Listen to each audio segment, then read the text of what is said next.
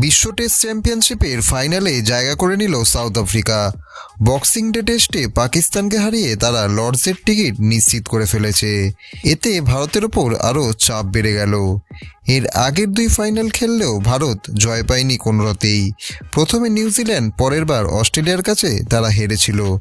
এবারও ফাইনালে উঠতে হলে ভারতকে অস্ট্রেলিয়াকেই হারাতে হবে। এদিকে পাকিস্তানের বিপক্ষে দক্ষিণ আফ্রিকা খেলেছে দুর্দান্ত একটি ম্যাচ।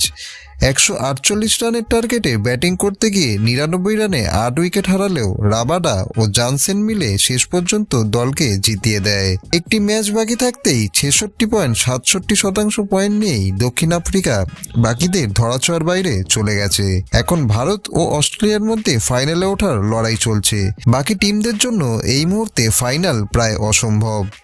আর এরকমই ক্রিকেটের লেটেস্ট ভিডিও দেখার জন্য চ্যানেলটিকে অতি অবশ্যই সাবস্ক্রাইব করে রাখুন।